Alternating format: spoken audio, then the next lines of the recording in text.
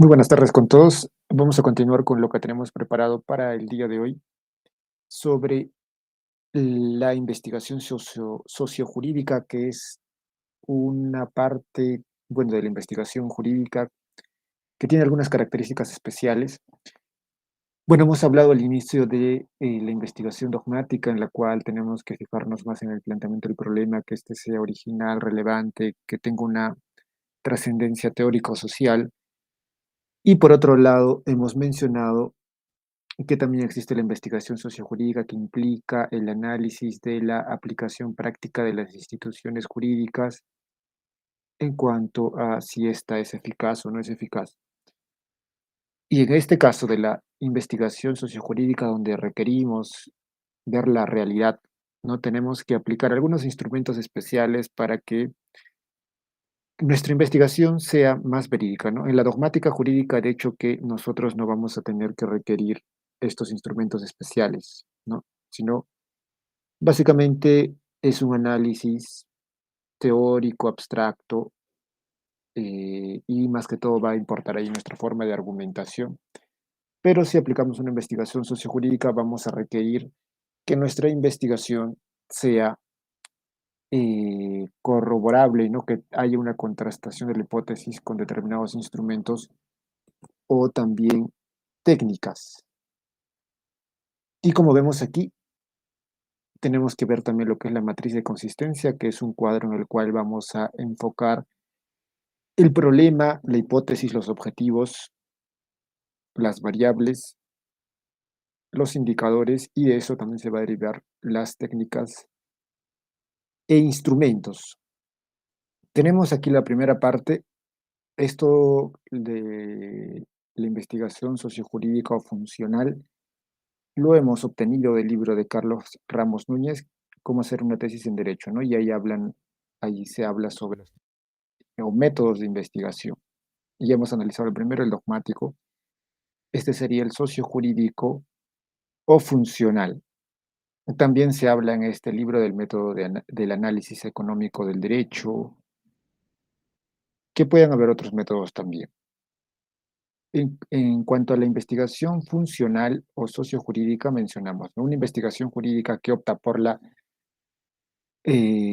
aspecto funcional partirá siempre del trato directo con la realidad concreta hasta lograr una generalización. Tenemos aquí, por ejemplo, lo que es un modelo de planteamiento, ¿no? Un modelo de planteamiento de método dogmático en el cual analizamos aspectos netamente abstractos como la naturaleza jurídica de los contratos de arrendamiento. Ahí no analizamos, aplicamos ningún tipo de técnica o instrumento. Y también podemos enfocar esta misma institución jurídica desde un método funcional o sociojurídico, y vemos aquí el ejemplo, los contratos de arrendamiento en la práctica contractual de Huancayo 1995 al 2000.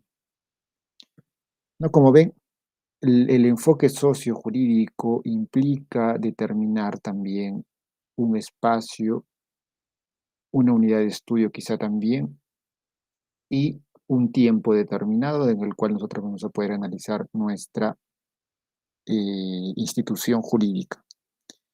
Entonces, por un lado está el método dogmático que dice naturaleza jurídica de los contratos de arrendamiento, y por otro lado método funcional que dice los contratos de arrendamiento en la práctica contractual de Huancayo.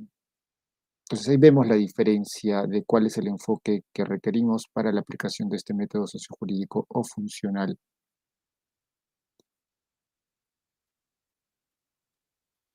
Bien, otra característica importante es que este método parte de una base empírica.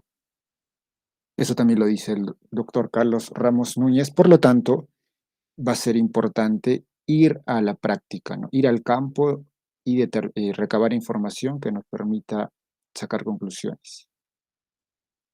Diagnostica la conformidad o dicotomía entre el orden jurídico abstracto y el orden social concreto. Entonces vamos a enfocar, por un lado, la institución y por otro lado, contrastarla con la práctica social. Tenemos aquí otros ejemplos de planteamientos de problemas sociojurídicos, como dice en primer lugar, el proceso legislativo en torno a la esclavitud en el Perú del 800, la piel oscura de la ley, la protección de la propiedad intelectual en el Perú, evaluación crítica de la actuación del INDECOPI.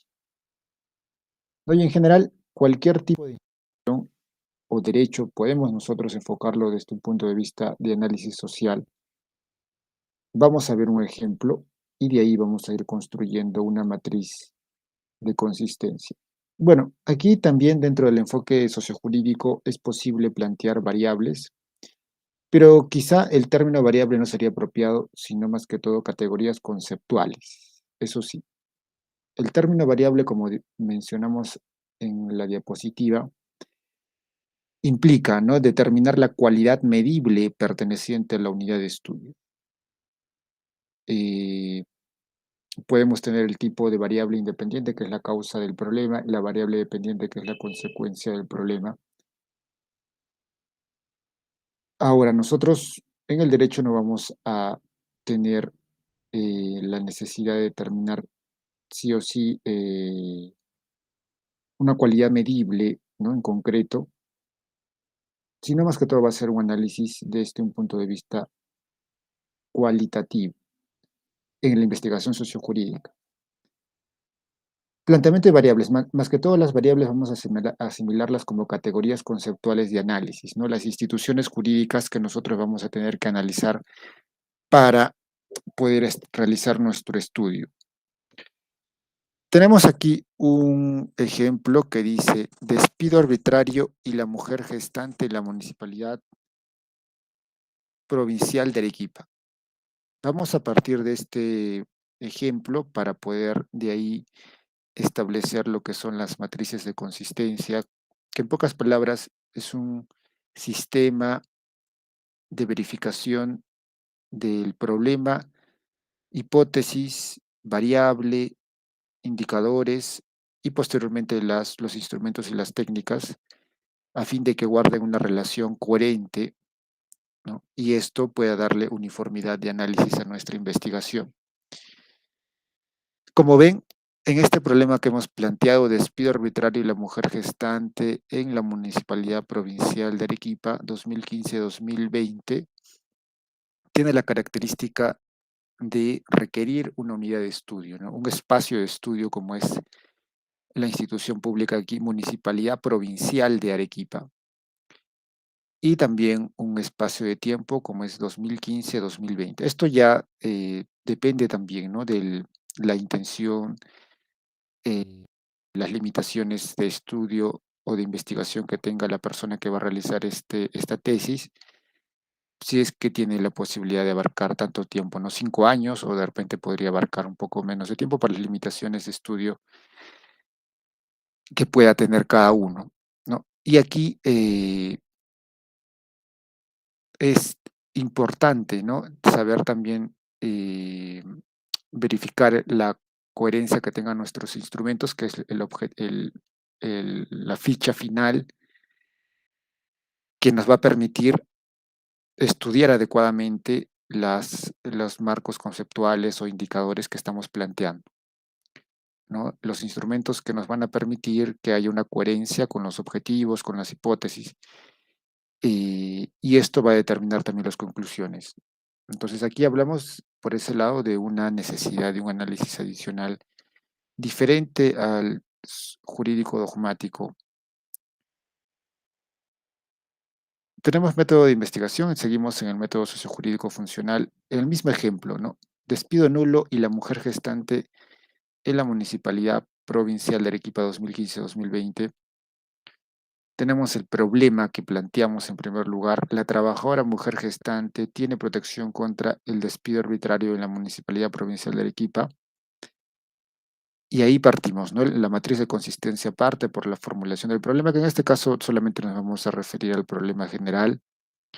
De hecho, que esto podemos desmembrarlo en problemas específicos, que ya es un tema de enfocar en las preguntas cada vez un poco más concisas relacionadas al problema general.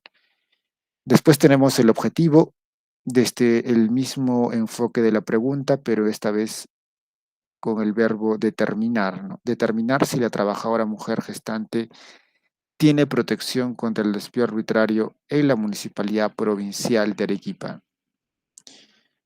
El objetivo, en este caso, también tenemos como objetivo general, puede también desmembrarse en objetivos específicos, ya dependiendo de nuestro enfoque que nosotros podamos darle en concreto, ¿no?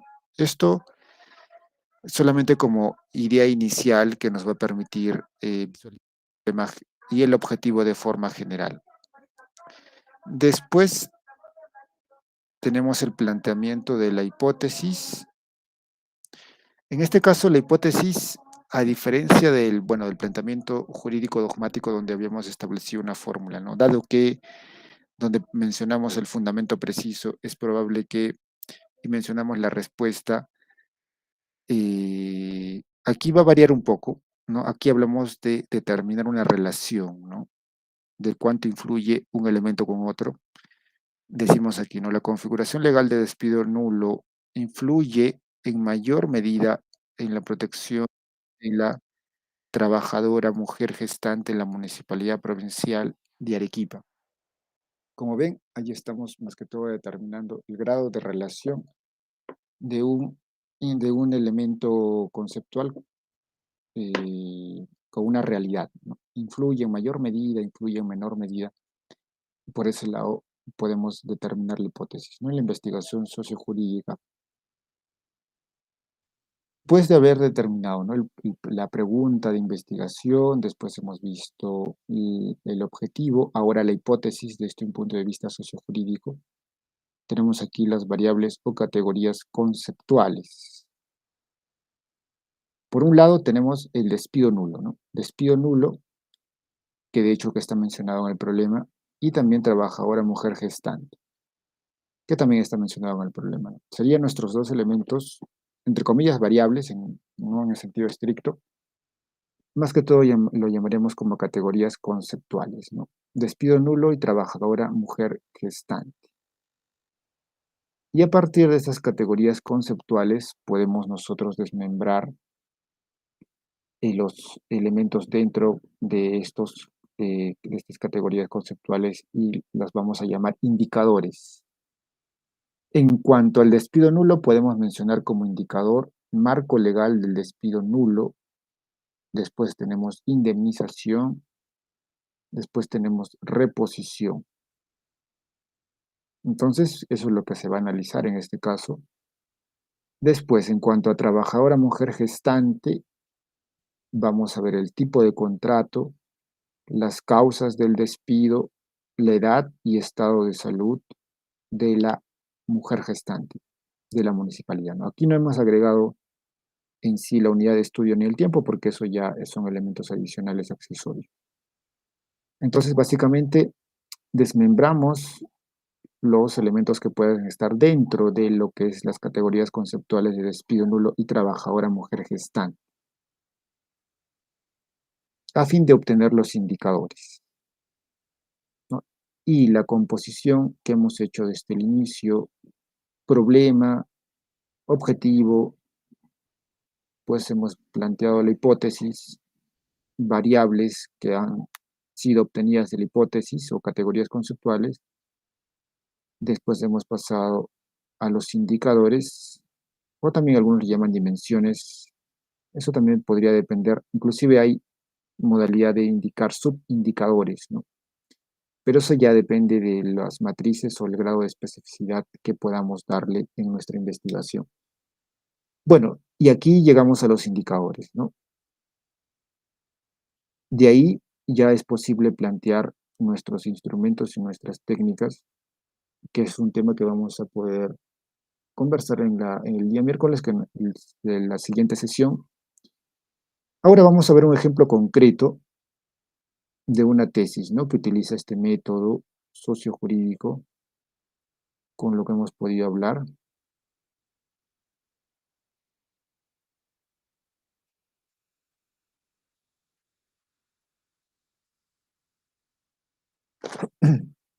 Bueno, tenemos una tesis de posgrado de la Universidad Nacional Federico Villarreal que habla sobre las resoluciones en el delito de omisión a la asistencia familiar y las reparaciones civiles, Distrito Judicial de Cerro de Paso, 2015-2018. Al igual como hemos planteado nuestro problema en el ejemplo donde hemos dicho el despido, la protección contra el despido nulo de la trabajadora mujer gestante en la Municipalidad Provincial de Arequipa, 2015-2020, este título también tiene esos elementos, ¿no? Menciona aquí las categorías conceptuales. Y aquí no es necesario señalar, ¿no?, la defectuosa resolución o darle un calificativo, que eso ya implica el desarrollo de la tesis, ¿no?, sino básicamente mencionar las categorías conceptuales y relacionarlas entre sí, ¿no? En este caso dice las resoluciones en el delito de omisión a la asistencia familiar y las reparaciones civiles. Entonces tenemos categoría conceptual o variable resoluciones en el delito de omisión a la asistencia familiar. Y la otra categoría conceptual, las reparaciones civiles.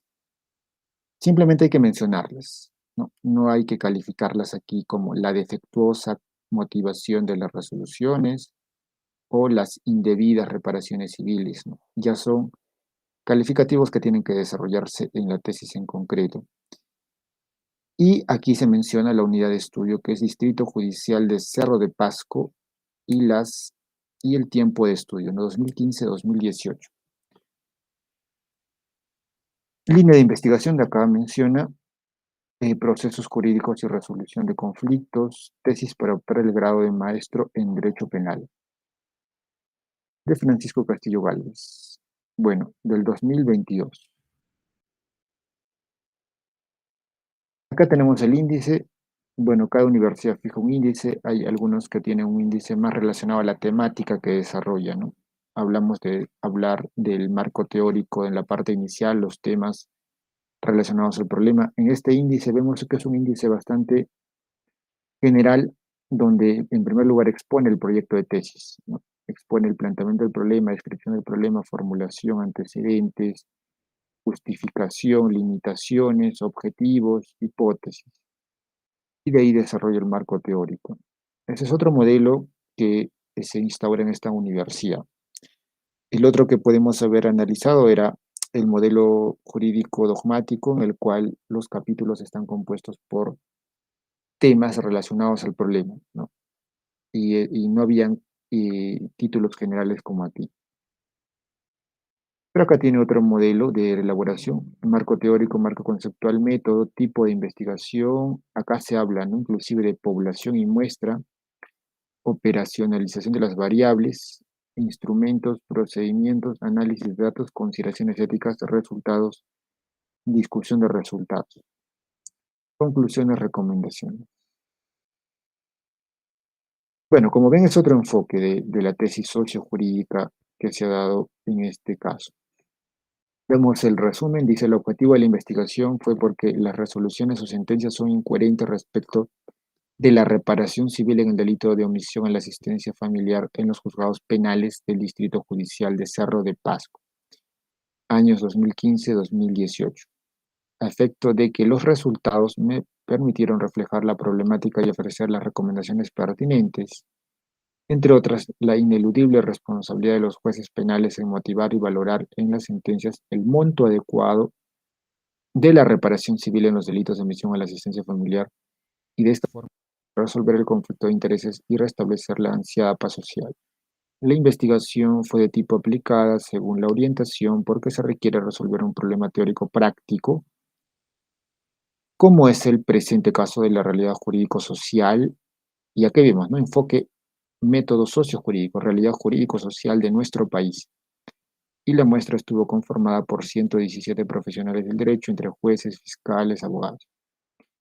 La hipótesis fue corroborada con los resultados que se muestran, donde se determina que existe ausencia de argumentación adecuada, así como falta de capacitación en determinados jueces penales, en la que se hace notar una desproporción a la hora de establecer la reparación civil y las resoluciones que emiten sobre el delito de omisión a la asistencia familiar. No, acá se ve entonces el análisis que pretende hacer si existe acaso una motivación defectuosa en la reparación civil que emiten los jueces en las sentencias de omisión a la asistencia familiar. Acá ya entendemos un poco más el enfoque, el abstract, la introducción, Vamos a ir al planteamiento del problema, ¿no? Acá presenta el problema, descripción y la formulación del problema en sí, ¿no? Acá planteado el problema, dice problema general. ¿Por qué las resoluciones no son coherentes respecto a la reparación civil en el delito de omisión a la asistencia familiar en los juzgados penales del Distrito Judicial de Cerro de Pasco? Entonces acá ya, a diferencia del título donde solamente mencionábamos, ¿no?, las categorías conceptuales que vamos a exponer, aquí ya calificamos y le damos un análisis adicional a esas categorías conceptuales, ¿no? ¿Por qué las resoluciones no son coherentes, dice, en la reparación civil en el delito de omisión a la asistencia familiar? Y menciona la unidad de estudio como es juzgados penales de Pasco, Cerro de Pasco y el tiempo. Y acá ya desmembra este problema general en problemas específicos, cómo se determina la existencia de la motivación en las resoluciones, específicamente la sentencia sobre reparación civil en el delito de omisión a la asistencia alimentaria.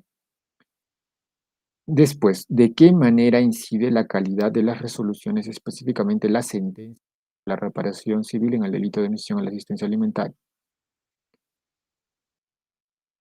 Y aquí antecedentes, ¿no? Estado de la cuestión, básicamente, nacionales. Y en la redacción de los antecedentes tenemos que ver lo más relevante aquí, ¿no? Mencionar el apellido, mencionar las variables, mencionar las conclusiones y el método que se haya podido utilizar, ¿no? Acá tiene un antecedente de Piñera 2017, un antecedente nacional, un antecedente de Sánchez de Acevedo 2014, donde se determinó en primer lugar para poder acudir a la vía penal para denunciar la omisión es necesario tener una resolución judicial que fije una pensión alimenticia. En el presente caso se analizó, ¿no?, lo del juzgado quinto de paz letrado de Belén, que expedía que resuelve expedir de oficio al fiscal provincial en lo penal las copias del expediente. El criterio judicial es fijar el requisito de procedibilidad y proteger el derecho al debido proceso. Bueno, tenemos otro antecedente y antecedentes internacionales también ha podido ubicar aquí. 2006, Martínez 2014, la justificación teórica, la justificación práctica, metodológica, social. Y aquí planteo los objetivos que, como les he indicado, ¿no?, es transformar las preguntas anteponiéndoles un verbo en infinitivo, ¿no? Dice aquí establecer con el uso de instrumentos metodológicos por qué las resoluciones son incoherentes respecto a la reparación civil en el delito de omisión a la asistencia alimentaria en los juzgados penales del Distrito Judicial de Cerro de Pasco, años 2015-2018. Y objetivos específicos también. Hipótesis. Hemos visto aquí que la redacción es distinta, ¿no? En lo que hemos planteado anteriormente de una investigación sociojurídica, perdón, jurídico-dogmática, aquí la hipótesis tiene más que todo determinar el grado de relación de dos categorías conceptuales, ¿no? La inadecuada argumentación jurídica en las resoluciones del delito de omisión a la asistencia familiar influyó desfavorablemente en el establecimiento apropiado de la reparación civil de los juzgados penales del Distrito Judicial de Cerro de Pasco. Dice aquí, influyó desfavorablemente, ¿no? Está calificando ya de cómo es que se relacionan estas dos categorías conceptuales en la determinación del monto de la reparación civil. Esa es la hipótesis y puede desmembrarse aquí, como ven, en hipótesis específicas, ¿no? La capacidad jurídica determina la existencia, la motivación adecuada en las resoluciones o sentencias en el delito de omisión a la asistencia familiar sobre la reparación civil. La motivación judicial incide en la calidad de las resoluciones o sentencias en la omisión a la asistencia familiar sobre la reparación civil. Bueno, de aquí ya el tesista parte con la exposición del marco teórico, ¿no? Inicialmente expuso todo lo que tiene que ver con lo que es el marco metodológico, ¿no? Aquí ya expone el marco teórico y todos los conceptos necesarios que le van a ser útiles. La reparación civil y sus componentes, la restitución,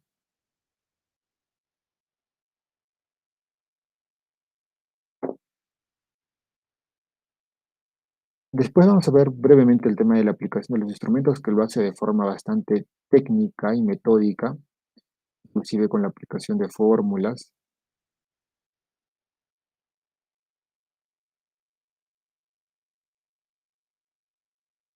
El método, ¿no? Lo que dice aquí, hablamos de un método descriptivo, no experimental, una investigación aplicada, correlacional causal. Bueno, esta clasificación, ¿no?, de las investigaciones exploratorias, descriptivas, correlacionales y causales es una clasificación que se hace del libro de Hernández Sampieri, que es un libro bastante conocido de metodología de la investigación, que en este caso de la investigación sociojurídica se plantea como tal, ¿no? Y sería por ese lado un enfoque adecuado, en tanto estamos utilizando elementos adicionales propios de la utilización de variables o de técnicas e instrumentos, ¿no? Y aquí se habla de que es una investigación correlacional causal, es decir, trata de establecer cuál es el grado de relación entre dos variables o si acaso existe una consecuencia, ¿no? Y eso es lo que pretende la investigación correlacional causal. También existe, ¿no?, la investigación exploratoria, en la cual no existen antecedentes y son los primeros elementos o planteamientos de preguntas sobre ese problema, la investigación descriptiva, donde se pretende describir una variable y no determinar la relación con otras variables. Y la correlacional y la causal, que es en este caso la que se ha escogido, ¿no?, que es quizá la más apropiada para investigaciones sociojurídicas, ¿no? La correlacional causal, no una investigación netamente descriptiva no va a ser adecuada, ¿no? Dice que el investigador estableció los nexos que se presentaron entre la motivación de resolución y la reparación civil durante el espacio temporal de estudio. Acá hablamos también de la población que se obtiene la muestra, ¿no? Acá menciona la población se considera un total de 200 profesionales, de los cuales 170 son abogados de la materia penal, 10 jueces, 20 fiscales, todos vinculados al tema penal. Y aquí aplica inclusive una fórmula, ¿no?, bastante técnica de cómo determinar la muestra, ¿no?, en base a un tema ya estadístico. Acá tiene esta fórmula y aquí tenemos un pequeño cuadro de matriz de consistencia, ¿no?, o de operacionalización de las variables también podemos llamarlo. Al menos la matriz de consistencia parte desde la pregunta, que sería aquí, digamos, el primer cuadro. Después planteamos el objetivo. Después de la hipótesis les mencioné que podemos señalar las variables o categorías conceptuales de análisis. En este caso le ha referido con variable independiente y dependiente. Variable independiente menciona argumentación en las resoluciones o sentencias de los delitos de omisión por asistencia familiar. La variable dependiente, reparación civil en los juzgados penales del Distrito Judicial de Cerro de Paso. Y de aquí se desmembra en las dimensiones de análisis, ¿no? Desde un punto de vista legal, en la variable independiente, desde un punto de vista constitucional, y en la dependiente, un punto de vista social. Y de aquí te obtiene indicadores, materia, contenidos, sede, teoría, después responsabilidad, resolución. Y esto nos permite, ¿no?, coadyuvarnos a poder lograr los instrumentos que son estos: encuestas, análisis documental, que son lo que aplica básicamente, encuestas y análisis documental. Bueno, tenemos más elementos, resultados aquí, ya planteando inclusive elementos de estadística como el chi cuadrado, la hipótesis nula, la hipótesis alternativa, que son ya elementos bastante técnicos de estadística o de investigaciones un poco más parametradas a la cuantitativa, ¿no? Inclusive acá tenemos otra fórmula para probar la hipótesis en base al chi cuadrado, es que hay relación o no. Acá aplica inclusive este método Esto en tanto es una investigación sociojurídica, ¿no? Y implica que es un poco más de rigurosidad en el análisis, y a diferencia de la dogmática que hemos visto, que es básicamente de argumentación de un problema abstracto. Bueno, acá elementos de estadística, ¿no? Tabla estadística, media, desviación, error, el grado de confianza, esto en cuanto a la aplicación del chi cuadrado en la relación o comprobación de la hipótesis. Y aquí los resultados de su encuesta, ¿no? Acá, que es la técnica o el instrumento de que ha aplicado. Ficha de encuesta. ¿Usted cree que existiría un criterio uniforme en las fiscalías penales de Cerro de Pasco para determinar reparación civil en el delito de omisión a la asistencia familiar? Reparación civil en el delito de omisión a la asistencia familiar. No. Acá planteó una escala de Likert, dice totalmente en desacuerdo, ni de acuerdo, totalmente de acuerdo. Y acá mencionaba, ¿no? Si es fiscal, si es juez, si es abogado y los porcentajes.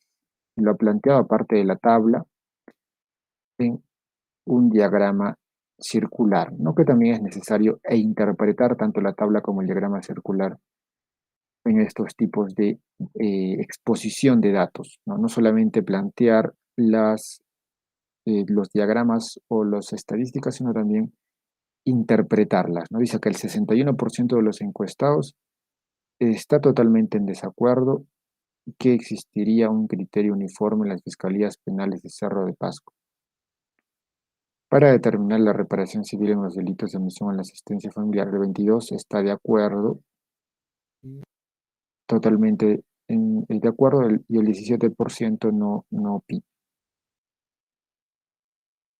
Usted considera que el titular de la acción penal debe comprender el daño patrimonial y el daño no patrimonial en la reparación civil en el delito de omisión a la asistencia familiar. Acá está su tabla también y su figura y la interpretación de la figura, ¿no? El 9% de los encuestados está totalmente en desacuerdo y en desacuerdo que el titular de la acción penal debe comprender el daño patrimonial y no patrimonial en la reparación civil. El 83% está de acuerdo y totalmente de acuerdo. Y así, ¿no? Aquí ya vemos cómo se exponen los resultados de la encuesta, tanto en tabla, figura e interpretación, ¿no? Que también es lo necesario para este tipo de casos de todos los instrumentos de investigación que se han podido aplicar. Después plantea un análisis de discusión de resultados, conclusiones también, ¿no? La ausencia de motivación del requerimiento por los titulares de la acción penal en los procesos de delitos por omisión a la asistencia familiar en cuanto a la reparación civil afecta los derechos del agraviado por considerarse un delito de poco impacto social. Las sentencias judiciales, en definitiva, no satisfacen la reparación civil del agraviado por no fundamentarse el daño civil con relación al daño no patrimonial, por ser considerado un delito de peligro abstracto, de mera actividad. Bueno, aquí no es necesario precisar las encuestas, ¿no? Los porcentajes, sino ya hablamos de hablar de los resultados de forma general, ¿no? Los criterios de los jueces en mérito al monto de las pensiones afecta la motivación. Ya hablamos de conclusiones más generales y el tema de precisar los resultados de las encuestas ya se han dado en la parte de análisis de resultados. De aquí ya son conclusiones más generales sobre lo que se ha analizado. Recomendaciones y las referencias bibliográficas, como siempre, para darle un sustento. Y acá tenemos en sí la matriz de consistencia completa que ha adjuntado el tesista. Y como ven, en la parte izquierda parte con el problema, problema general, problemas secundarios. Después el objetivo, general y secundarios, transformando la pregunta, anteponiéndole el verbo en infinitivo. La hipótesis, las variables, independiente, dependiente, y bueno, acá ha mencionado la metodología, ¿no? Que se podría mencionar apropiadamente antes de esto todavía las dimensiones y los indicadores. Y con eso ya se completa la matriz de consistencia, ¿no? Que trata de darle uniformidad al planteamiento de la investigación, desde el problema hasta llegar al instrumento que se va a aplicar. Bueno, este ha sido el ejemplo que he podido mostrarles en cuanto a lo que es la investigación sociojurídica. Quizá tengan alguna duda.